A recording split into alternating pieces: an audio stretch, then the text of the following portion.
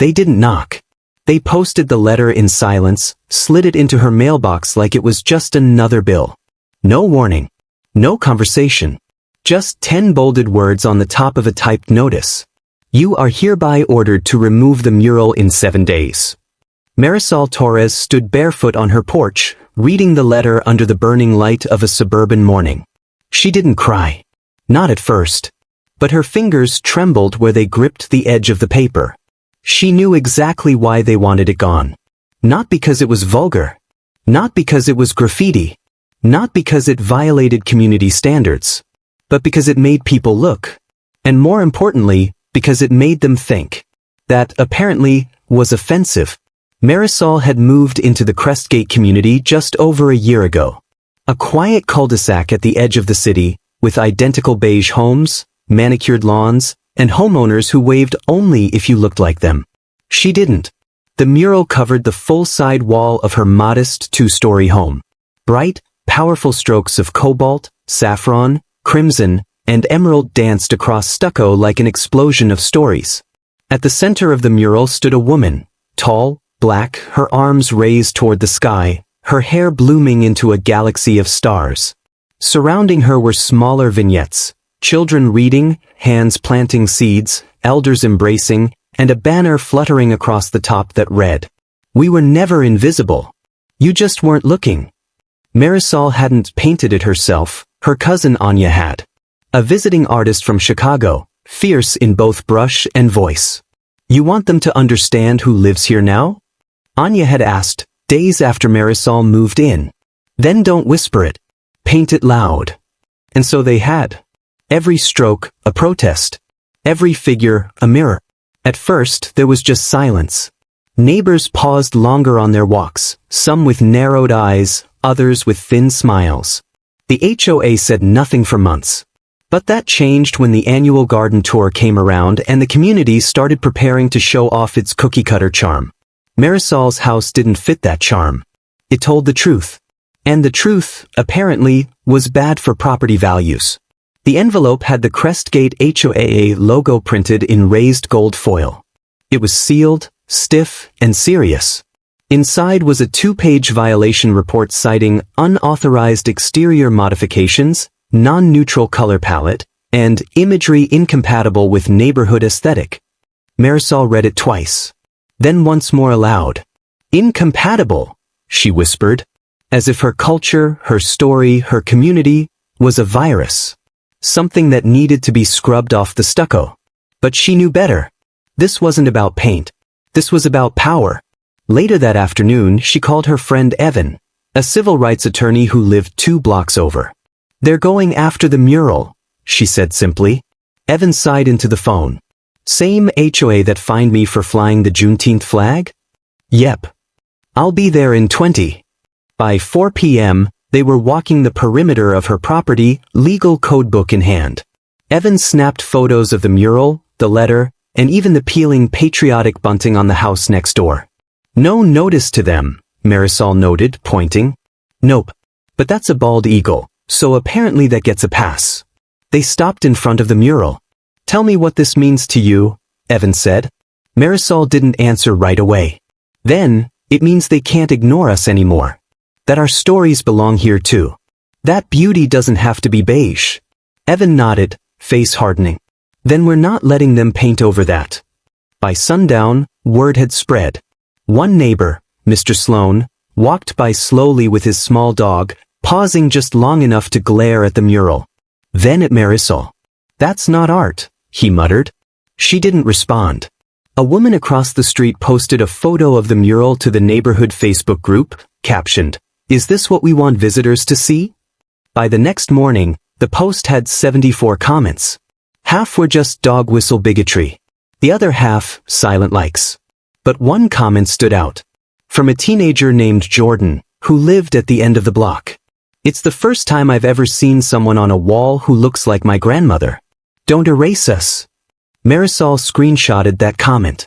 She printed it, taped it to the inside of her front window. 3 days later, the HOA convened a special session. Marisol arrived early, wearing the same yellow scarf she wore the day the mural was finished. The scarf Anya had gifted her. "So your voice never folds," she'd said. The room was cold and beige, of course. Folding chairs. A stale pot of coffee. 3 board members, 2 of whom didn't meet her eyes. She stood, introduced herself. Then she spoke. She spoke of stories, of identity, of the quiet harm of erasure. She quoted the bylaws back to them, pages Evan had highlighted. She showed photos of other, non-neutral displays that had never received citations. Wind chimes, lawn gnomes, even a fiberglass flamingo painted like a Confederate flag. And then she showed a picture of Jordan's comment. "This mural isn't just art," she said. "It's belonging." The room stayed silent. And then the president cleared his throat. "Thank you, Ms. Torres," he said blandly. "We'll consider your appeal." Marisol left without another word. Outside, the sun caught the edge of the mural just right. The woman in the center looked lit from within. And Marisol smiled because she knew what was coming next. They could try to erase it. But they were too late. The wall had already spoken.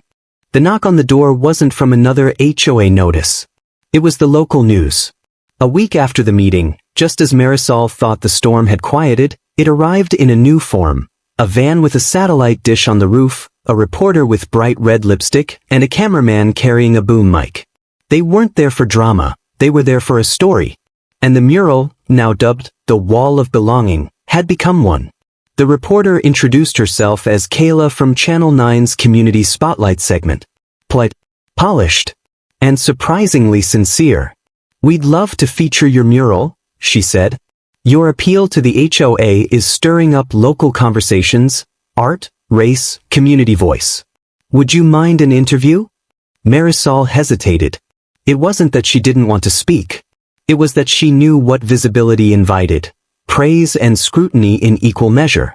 But she looked at the mural, at the galaxy of stars blooming from the figure's hair, and nodded. "Yes, let's do it." They filmed in golden light. The crew positioned her just beside the mural, catching both her and the art behind her. Kayla's questions were thoughtful. What inspired this piece? What has the response been like? What would you say to those who want it removed? Marisol didn't script anything. She didn't need to. She spoke from a place older than fear. This wall tells a story that's often left out of places like this. It's a reminder, a mirror, and yes, a challenge. As the crew packed up, neighbors began to drift by, not to confront her, but to watch. A few lingered. One of them, a white woman in gardening gloves, walked up hesitantly. "I didn't know about the HOA letter until yesterday," she said softly. "I'm sorry. I think what you've done here is beautiful." Marisol gave a slow nod. "Thank you." The next day, the segment aired. In 5 minutes, Marisol went from a local homeowner to a quiet symbol of resistance. The comments poured in. Not just from Crestgate, but from people across the city. And then from across the country. Hashtag Wall of Belonging began trending. Messages flooded her inbox. "My daughter saw herself in your mural. My mother cried when she read the banner. Please don't take it down." But not all messages were kind. An anonymous letter was shoved under her door. "Art doesn't belong in politics. Take it down or we will." Another email read, "You're making the whole neighborhood look bad." Marisol sent them to Evan, who flagged them for documentation. "Let them threaten," he said. "Every word they send makes our case stronger." Still, Marisol couldn't sleep. She found herself walking the perimeter at night, flashlight in hand, checking the wall for damage. By the 4th night, she caught someone. A man, hood pulled up, standing near the edge of her yard with a can of spray paint in his hand. She didn't yell. She just turned on the floodlights. He ran. But not before the camera above her garage caught his face. The next morning, she posted the footage online. "This is what fear looks like." The response was immediate. Viewers rallied behind her. One local artist offered to install motion-detecting lights. A muralist from Denver messaged saying they'd fly out if it ever got defaced. The HOA stayed quiet. Too quiet. Until Marisol received an email, not from the board, but from the city. A zoning request had been filed. Not for removal. but to designate the mural a non-permitted commercial display. The implication? That the mural was being used to promote a brand or message, and therefore subject to fines and forced removal under city signage laws. Evan was furious. This isn't about art. This is about intimidation. They're escalating because they're losing public opinion. Marisol sat at her kitchen table, the letter trembling in her hand. "This is bigger than I thought," she whispered. Evan nodded. "Which means we don't back down. We go bigger too." That's when the petition launched. By sundown, it had over 5,000 signatures. A week later, it had 30,000. Local artists started arriving. They hosted paint-ins on her lawn. Children left chalk drawings on her driveway. One teacher brought her entire 5th grade class for a civics lesson. Someone placed a candle beneath the mural. Another left flowers. Marisol never asked for this. But she stood in it. Proud. Not because she wanted attention, but because she knew silence was never neutral. And the wall was no longer hers alone. The morning after the mural's message changed, from "we were never invisible" to "we belong." Right here. Marisol stood in her kitchen, sipping coffee with hands that no longer trembled. She had become a symbol. Not just for Crestgate, but for every community where quiet erasure was standard policy. Where beige was safety. Where difference was disturbance. The emails still came in, some full of gratitude, some full of hate. The news vans had left, but a few curious walkers now came by daily. Some took selfies. Some stood in silence. Marisol had learned to stop reacting. But inside, the storm was just beginning. It started with a knock. Not from the media. Not from neighbors. But from someone who hadn't said a word since the mural went up. Marisol opened the door to find Irene Carpenter, president of the Crestgate HOA. Hair helmeted in place. Blazer stiff. Eyes unreadable. She didn't smile. She didn't raise her voice. She handed Marisol a clipboard. "What's this?" Marisol asked, heart already sinking. "A formal petition. We've gathered signatures to override the mural exception pause." Marisol flipped through the pages. Signatures. Paragraphs of passive-aggressive concern. Disturbs the visual cohesion of the street. Encourages political division. Makes my children ask uncomfortable questions. She looked up. "You're really doing this?" "You've made your voice heard," Irene said. "Now it's time for the rest of the community to weigh in." Marisol didn't respond. She didn't need to. The mural behind her did all the talking. The next day, Councilwoman Rivera returned, this time with 2 other city officials. They walked the property, took notes, asked questions. "We're not just here to celebrate," Rivera explained. "We're here to protect it." An ordinance was already in discussion, one that would classify murals on private residences as expressions of cultural heritage, protected from aesthetic-based HOA disputes. Marisol followed them around the side of the house, where the mural's colors flared under the sun. One of the council aides paused. "This was never just art, was it?" Marisol smiled. "It was never only art. It was a mirror. And mirrors make some people nervous." That weekend, a flyer appeared in mailboxes across the neighborhood. "Save our streets." It screamed in bold, patriotic font. "Is your neighborhood next? Do you want politics on every wall? Demand neutrality. Demand respect. Vote yes to restore order." It was unsigned, but everyone knew where it came from. By Sunday, tensions were thick enough to slice with garden shears. The Torres mailbox was egged. Twice. Anya's mural was spray-painted with the word, "enough." But by Monday, the damage had been repainted, and the egg stains had been power-washed clean. And in their place? Jordan's gold-foiled stars had multiplied. Now they sparkled across the entire sky of the mural, like a constellation of resistance. The HOA called a special ballot. Should the mural be removed? Flyers went out. Debates happened at cul-de-sacs and bus stops. Marisol didn't campaign. She hosted an open house. She put out lemonade, cookies, and folding chairs in her driveway. And she invited people to come and talk. Not to defend, but to understand. One by one they came. Families with questions.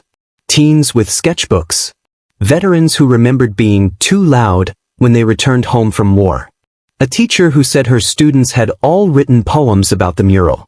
And then, late in the evening, Mr. Sloan came. No dog, no clipboard, just a folded lawn chair. He sat in the back, listened, and didn't say a word. When the HOA vote results came in, they weren't mailed. They were announced at a community gathering. The HOA board looked tense. Irene Carpenter stood at the mic, voice clipped and tight. Out of 198 eligible homes, she began, 142 submitted ballots. She paused. 78 voted for mural removal. 64 voted to allow it to remain. A hush fell. Then Irene continued, voice barely above a whisper. However, as of 6 a.m. this morning, the city ordinance classifying the mural as protected cultural expression has passed by council vote. Retroactively. Guess. Then a few scattered claps. Then a surge of cheers. It didn't matter what the HOA wanted now. The wall was protected.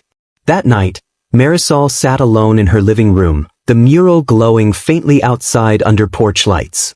Her phone buzzed. A message from Anya. They can't paint over the past, Mari. But you just painted a future. She stared at the message for a long time. Then back. Come visit. The wall has more room. The next morning, Crestgate was oddly quiet. Not the kind of quiet that comes with peace, but the stillness that follows a storm. Lawns still looked the same. Sprinklers still ticked in unison. But something beneath the surface had shifted. No one egged Marisol's house that night. No flyers appeared in mailboxes. Instead, a different kind of message arrived. Dozens of handwritten notes tucked under her doormat, in her mailbox, on her windshield. Thank you for being brave. Your mural made my daughter cry, in the best way. I've lived here for 10 years and never felt seen until now. Marisol collected each one in silence.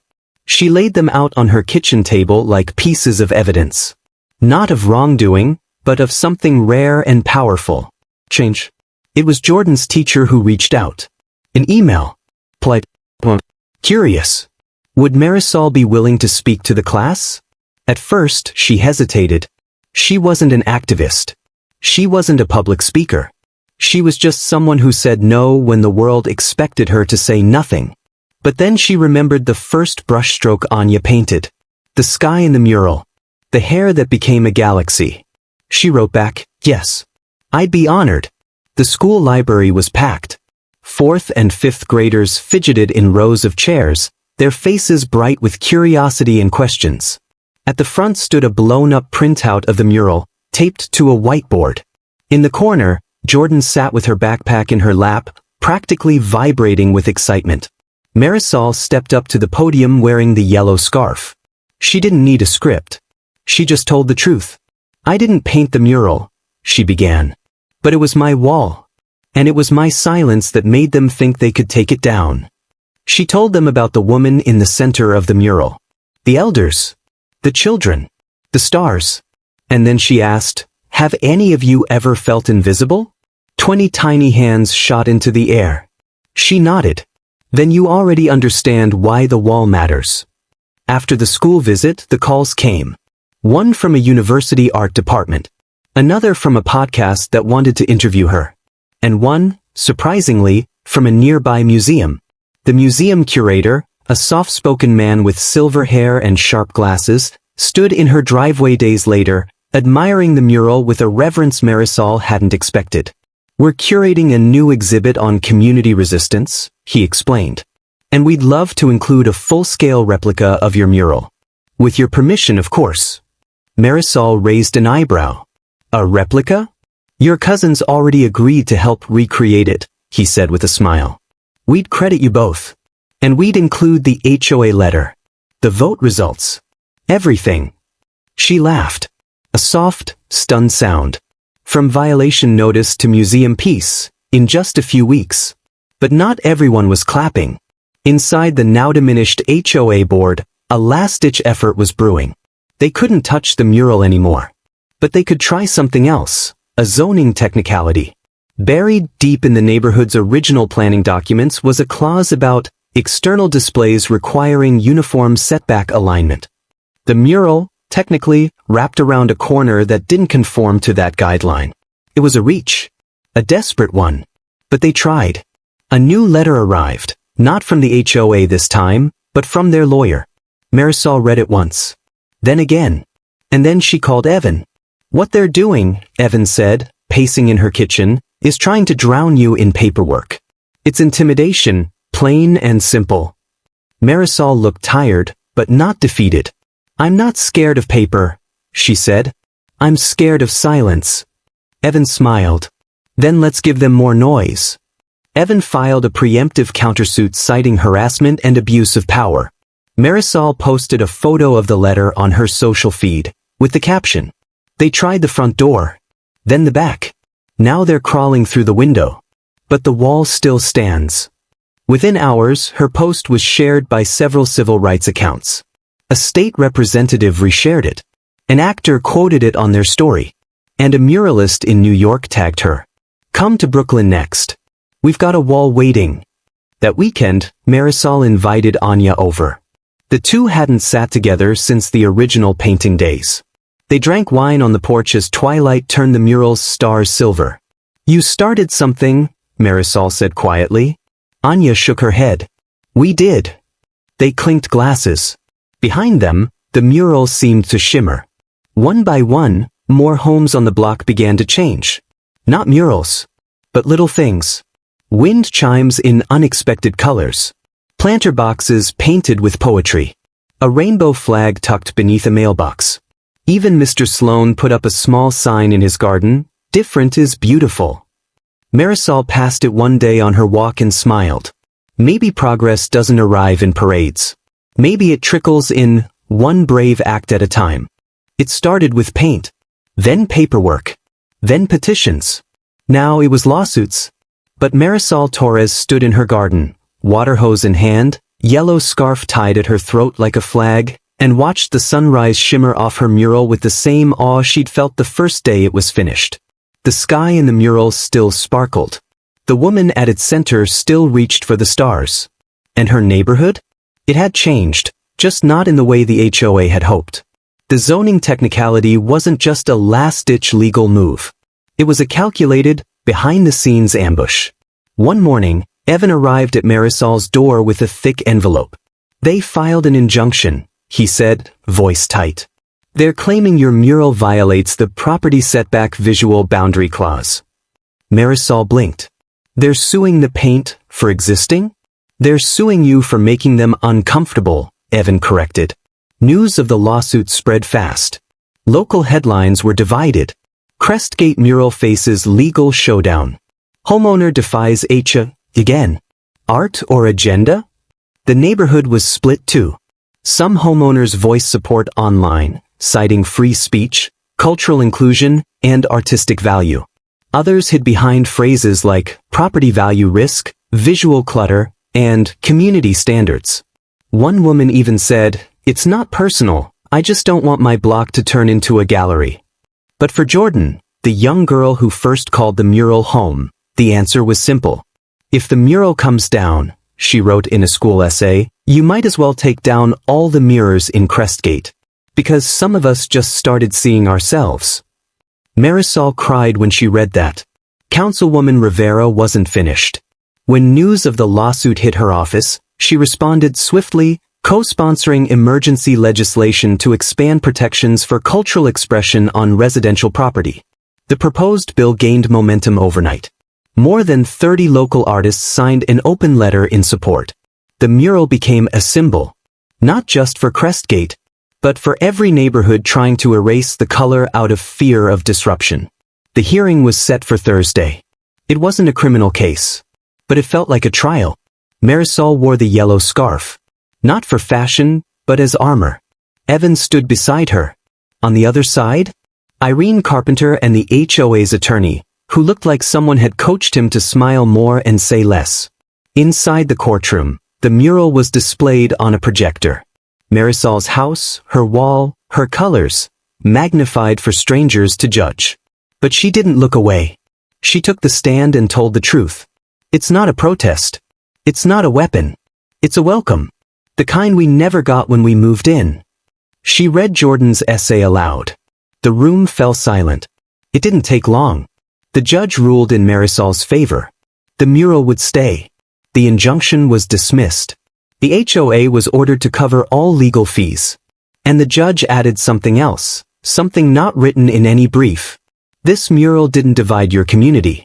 It revealed what was already broken, and gave people something beautiful to gather around. The day after the ruling, Marisol's house became a destination. Not just for news crews, but for neighbors. Curious. Emboldened. People brought flowers. Chalk messages. Handwritten letters. Jordan brought cookies. Even Mr. Sloan came by with his dog, and a quiet apology.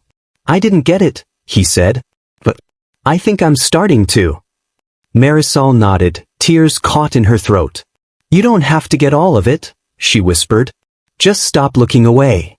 2 weeks later, an invitation arrived. Not from a neighbor, but from the National Museum of Civic Arts. They wanted to feature Marisol and Anya in a panel discussion on resistance art. Marisol laughed when she read it. I'm not an artist, she told the woman on the phone. You're something more, the curator replied. You're the canvas that refused to be painted over.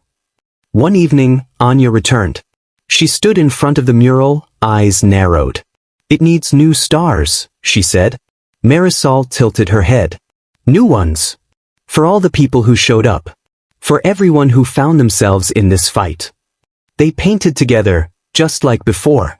Only this time, neighbors joined them. Brushes dipped in gold. Ladders passed from hand to hand. Even Jordan got to paint one star, right next to the woman's heart. Months passed. HOA meetings grew quieter. Crestgate's bylaws were amended. And Marisol's mural? It didn't just survive. It became legend. A story told in classrooms. A symbol shared across timelines. A reminder that even in the most silent suburbs, walls could speak. And when they do, you'd better listen. If the courtroom victory was the climax, what followed was the ripple. Marisol Torres had won. Legally. Socially. Symbolically. But what she didn't expect, what she couldn't expect, was what would come knocking next. Literally. It started with an email. A documentary filmmaker named Lana Wells had seen Marisol's story in a national op-ed and wanted to come to Crestgate. I'm not here to sensationalize, Lana had written. I'm here to document what happens when one voice refuses to disappear. At first, Marisol declined. She wasn't interested in becoming a symbol. She wanted her mural to live, not to be dissected, filmed, frozen in pixels. But Evan nudged her. You wanted the story to be seen, he said. This could take it farther than we ever imagined. So she agreed. Lana arrived with a quiet crew and quiet questions. They filmed everything. The mural, the garden, the scarf, even the cracked sidewalk where Marisol had first met her coldest neighbors. They asked about Anya, about the court case, about the letters, the zoning loophole, the night she almost gave up. But it wasn't just Marisol. They interviewed Jordan and her mother. Mr. Sloan, surprisingly, agreed to speak. On camera, he said, I didn't understand what that wall meant until I saw how much effort was made to tear it down. Now I get it. It wasn't just about art. It was about being seen. They even interviewed Councilwoman Rivera. Some communities resist change. But the ones that survive it? They listen first. That mural made Crestgate listen. When a 2-minute teaser from the documentary dropped on social media, everything exploded again. But not just in Crestgate. All over the country, other neighborhoods began tagging the post. Photos of their own murals. Their own HOA fights. Their own attempts to hold space for visibility. The documentary hadn't aired yet, and already it was sparking change. An HOA in Oregon reversed its own citation of a Mexican family's backyard mural. In a Texas suburb, a Vietnamese elder received an apology from a neighborhood board after being told to remove prayer flags from her porch. Marisol read the stories, stunned. I didn't know a wall could echo this far, she said. Anya just smiled. When it's built with truth, it never stops echoing. That spring, the city organized a Voices in Color community festival, centered around civic art, inclusion, and yes, the wall of belonging. Marisol was asked to speak. She almost said no. But then Jordan stood on her porch one morning with a gift. A small painted rock with a star and the words, "I see you." Marisol said yes. The festival was electric. Art booths, spoken word performances, food trucks. Children painted temporary murals on blank walls.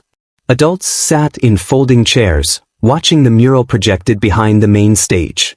When Marisol took the mic, she didn't prepare a speech. She just told the truth, again. I didn't ask to become a symbol. I just wanted to live where I didn't have to shrink. She held up the HOA letter. Some people said this wall was divisive. But if a painting scares you more than a system that erases people, maybe the problem isn't the wall. The crowd erupted. Not with noise. With understanding. But the backlash came too. It always does. A week after the festival, Marisol found a message scrawled in chalk across her driveway. Take your wall and leave. It wasn't permanent. Washed away with the next rain. But the ache it left behind was harder to rinse out. She didn't cry. She didn't panic. She just walked to the mural that night, flashlight in hand, and stood beneath it like a soldier under a banner. They want me to leave, she whispered, because I stayed. Word of the chalk message spread. The next morning, neighbors began showing up, not with apologies, but with brushes. Jordan's mother brought new paint cans. Councilwoman Rivera delivered flowers. Even a few who had stayed silent during the lawsuit came forward now. We should have spoken sooner, one said. That weekend, a new border was added to the mural, tiny handprints in gold, pressed one by one around the frame. Not just Marisol's story now. Everyone's. The full documentary aired 2 months later. It was called Painted Loud. And in the final scene, it zoomed out slowly, Marisol on her porch, Anya painting stars, neighbors watching from lawn chairs, children laughing. The mural stood, massive and glowing. Not untouched, but undefeated. They never thought the mural would last a month. Now it was on posters, in classrooms, in a traveling exhibit curated by the National Museum of Civic Arts. But what changed Marisol Torres the most wasn't the fame. It was a letter. One piece of folded paper in a plain envelope, no return address. No postmark. Just her name, written in unsteady cursive. It arrived on a Wednesday. Marisol almost tossed it. She was sorting bills, flyers, a coupon for driveway resurfacing. But something about the handwriting stopped her. Inside was a single sheet of paper. The ink was faint, the words cramped. She sat on her porch swing and read it once. Then again. Then out loud. You don't know me, but I know your wall. I'm writing because I used to think it was an eyesore. I used to believe what the HOA told me, that it was too loud, too much, too different. But then I sat in my car one night and just looked. And something inside me cracked. Because I realized I've spent most of my life living behind beige walls, too. My father was Cherokee. My mother Puerto Rican. But we passed as white. And I let it happen. I erased pieces of myself to fit this neighborhood. Your wall reminded me what I left behind. Thank you for not shrinking like I did. You don't need to reply. I just needed you to know. You helped someone remember who they were. Marisol pressed the letter to her chest. Not out of pride. Out of grief, for all the stories never told. That weekend, a teenager knocked on her door. Slim build. Nervous smile. A rolled-up sketchpad in one hand. Hi, I'm sorry to bother you. I saw the documentary. I live in the next subdivision over, Brentwood Pines. Marisol tilted her head. Hi there. You okay? He hesitated.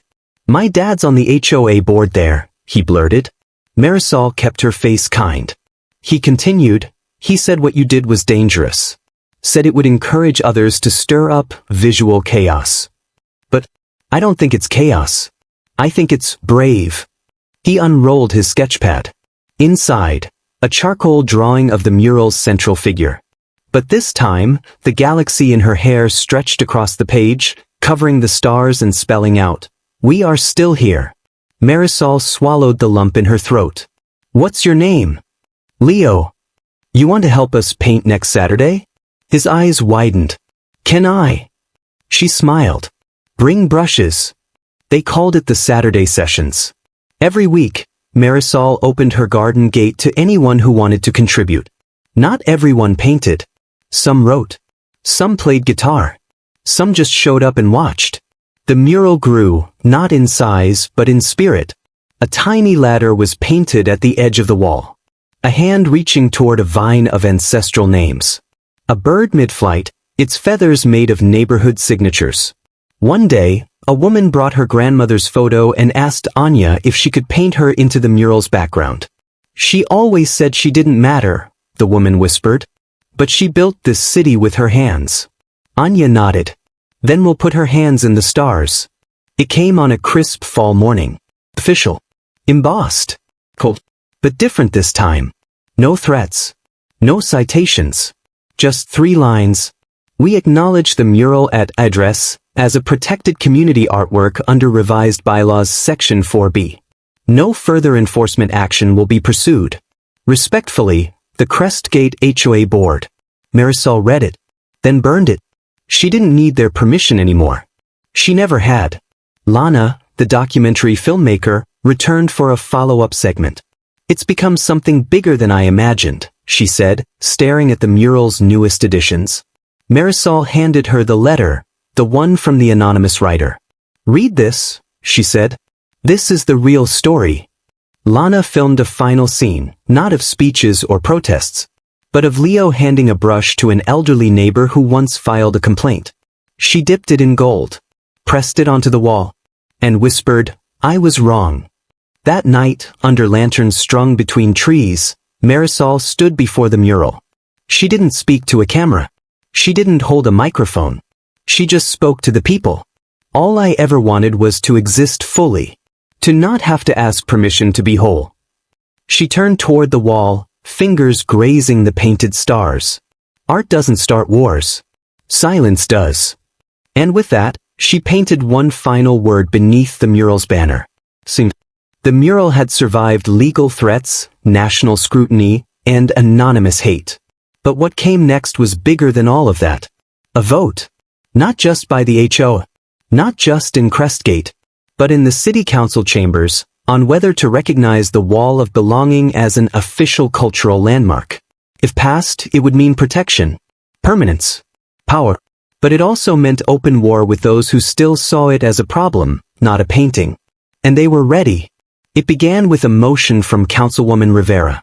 She had watched the journey from the beginning, first as a neighbor, then an ally, and now an advocate. This isn't just about art, she said at the hearing preview. It's about the right to be seen.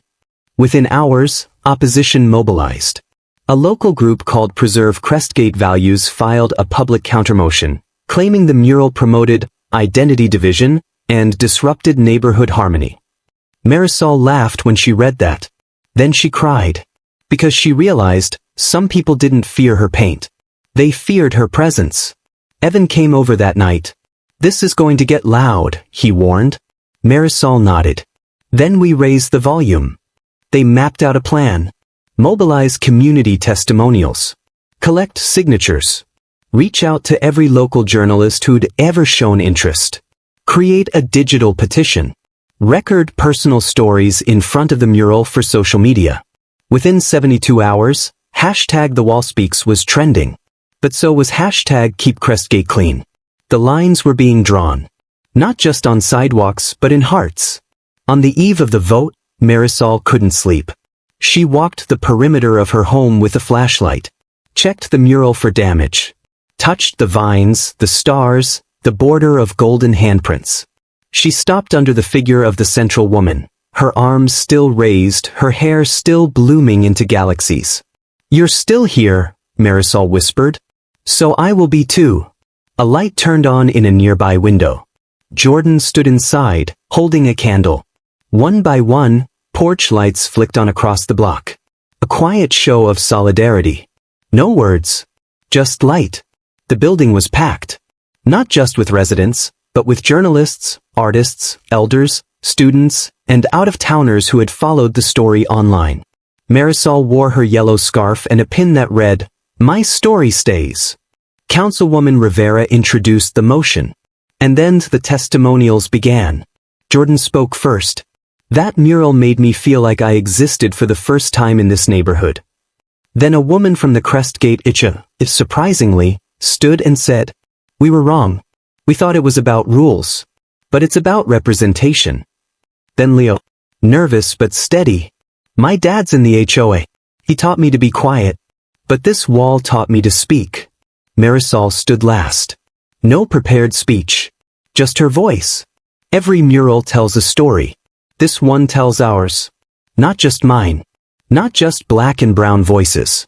But anyone who ever felt like they had to shrink to survive. This isn't about art. It's about visibility. And you don't get to erase people just because you don't see yourself in them. The room didn't erupt in applause. It held its breath. 7 members. 4 votes needed. The first was a yes. The second, no. The fifth. Then a pause. The 4th council member hesitated, looked down, then said, yes. A 5th yes followed. The 6th, no. And the 7th? Council President Dale Monroe leaned into his mic. He'd opposed it publicly for weeks. But tonight he said, "I've lived here 40 years. I thought I knew what this city was. Turns out I only knew half of it. My vote is yes." Motion passed. Official. Unanimous. The wall of belonging was now a protected civic landmark. Outside, the crowd spilled into the streets. Someone brought a projector and cast the mural onto the side of City Hall. A local band played. Children danced. One woman from a nearby suburb whispered to Marisol, "I'm going home to paint my fence." Later, back at the house, Marisol sat under the stars, her yellow scarf tucked in her lap. Anya called. "You did it," she said. "No," Marisol replied, staring at the mural. "We did. And we're not done." She looked at the wall, then at her phone. Opened her notes app. Typed, "Next mural, the stories we never tell." Because one wall had spoken. Now it was time to build more. 2 weeks after the vote, a letter arrived that Marisol never expected. It wasn't folded. It wasn't hostile. It came in a linen envelope with a gold embossed seal and her name written in deep navy ink. The Smithsonian. They weren't asking for an interview. They were inviting her and Anya to submit the wall of belonging as the central subject for a new exhibit. Unpainted Truths, American Walls, Unheard Voices. Anya flew back in from Chicago the same weekend. She walked up to the mural like she was greeting an old friend. "Damn," she whispered, running her fingers along the painted brick. "You really let her grow." Marisol smiled. She had things to say.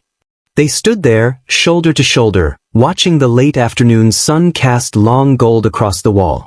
"I've been painting for 20 years, Anya said. "But this one's going to outlive both of us." Lana, the filmmaker, finished her full-length documentary, simply titled The Wall. The premiere was held in a downtown theater packed with neighbors, local leaders, teachers, and journalists. Marisol walked the carpet in a white jumpsuit and her yellow scarf. Leo stood beside her holding the original sketch of the mural. Jordan wore a t-shirt with the central figure screen printed across the chest. The film ended in silence. Then thunderous applause. But the loudest cheer came not from the crowd. It came from the mural projected behind them, lit up on screen, a woman of stars still holding her arms wide open. The next morning, Marisol's mailbox was stuffed with flyers. Anonymous letters. Claims that she had turned a neighborhood into a soapbox. One even called the mural visual colonization. She took them inside, sat at her kitchen table, and quietly began sorting them. Hate mail on the left. Supportive messages on the right. There were more of the latter. But the former still stung. Evan stopped by with coffee and noticed the pile. "You okay?" Marisol didn't answer immediately. Then, "They think I'm a threat." "You are," he said. To everything they thought would never change. The Smithsonian exhibit was set to open in D.C. that spring. But before that, the city decided to host a public unveiling ceremony right there in Crestgate. They called it Voices on the Wall. Hundreds gathered. Choirs sang. Spoken word artists read poems beneath the mural. Children drew chalk versions of the woman's outstretched arms on the sidewalk. A local elementary school painted a tribute wall in their hallway, inspired by the mural. Marisol and Anya were invited to cut the ribbon. When the sheet was lifted off the replica plaque, Marisol saw something that stopped her breath. The banner quote painted across the top? "We were never invisible. You just weren't looking." They'd engraved it into bronze. That night, as everyone left and the block returned to quiet, Marisol stood alone in front of the wall. Anya had already gone. Evan had walked Jordan and Leo home. Just her. And the mural. She touched the painted stars and whispered, "Thank you for holding me steady."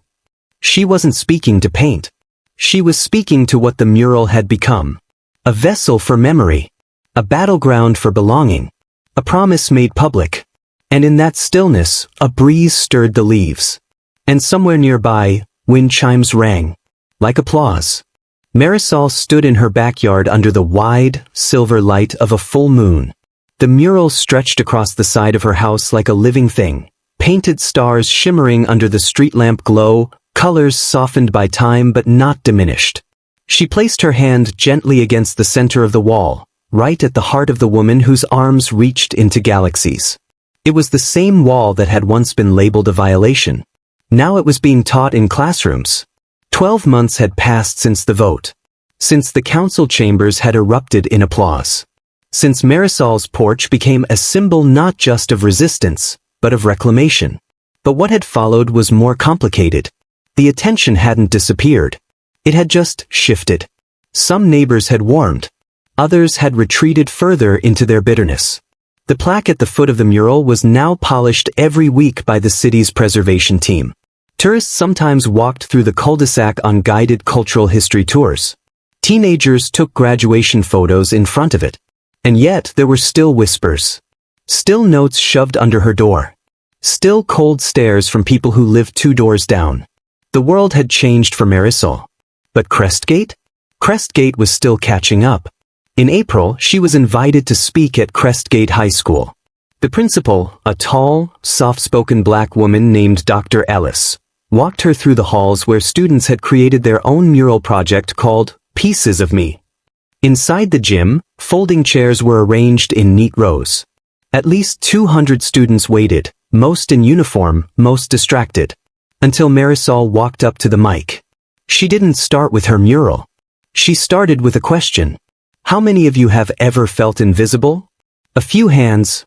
Then more. Then almost the entire room. She nodded slowly. That's why I painted her. Behind her, the screen displayed the mural in full. She doesn't just belong on my wall. She belongs in this world. And so do you. Later that night, Marisol came home to a letter tucked into her mailbox. Not from a protester, not from the HOA. From Jordan. Now 17. Inside was a sketch. A new mural. This one showed 3 women, an elder, a mother, a child. All reaching toward the same light. On the back was a note. Miss Torres, I think I'm ready to paint something too. Thank you for reminding us we're allowed to exist loudly. Marisol smiled so deeply it hurt. She taped it to her refrigerator. Like a medal. 2 weeks later, the Crestgate HOA president, yes, that same man who had once labeled the mural a nuisance, requested a meeting. Marisol met him at a local cafe. He came alone. No clipboard. No bylaws. Just 2 coffees and a worn envelope. He slid it across the table. I found this in an old file box, he said. It's your original submission from the day you moved in, where you asked for permission to repaint the sidewall. Marisol blinked. You mean it was approved? He nodded slowly. Stamped and signed. Never logged properly. Someone misplaced it. So this entire battle? He sighed. Should never have happened. Silence. Then Marisol leaned forward. I'm not angry, she said. I'm used to doors being slammed even after I've knocked politely. He swallowed hard. It doesn't make it right. No, she said. But it makes it familiar. He nodded. Then stood. Thank you for not tearing it down. Marisol tilted her head. I didn't do that for you. Months passed. Fall came. And one crisp Saturday morning, Marisol picked up a brush again. Not to repaint, but to add. She climbed a small ladder and placed a final detail in the corner of the mural, near the bottom edge where the grass met the paint. A tiny handprint. In deep blue. Not hers. Not Anya's. Jordan's. Stamped with love, sealed with hope. The mural wasn't just preserved now. It had grown. And it would continue to grow. That evening, Marisol stood under the tree in her front yard, watching people pass. A young family with a stroller. A jogger who paused to take a picture. An elderly couple who walked slower, but still smiled. Across the street, Leo had set up a small table selling his sketch prints. Each one said, "Art is where we begin again." She thought about what it meant, this journey. How one brushstroke had become a battleground. How silence had almost won. How truth had echoed louder than fear. And how a wall meant to separate had become a mirror. She walked up to the mural one last time that night, hand resting against the bronze plaque. Then she turned to the camera Lana had left behind, now hers to use. She hit record. And said, "If you're watching this, maybe you've been told to shrink. Maybe someone said your truth was too much. Or your presence was too loud. Maybe a gatekeeper tried to shame your voice into silence. I want you to know, you're not a violation. You are a story. And stories like yours belong on every wall that's ever tried to forget you." If this story moved you, please like, share, and subscribe. Drop a comment below. Have you ever been told to take your voice down, and how did you rise above it? Because one wall can silence a neighborhood. But one truth? It can change everything.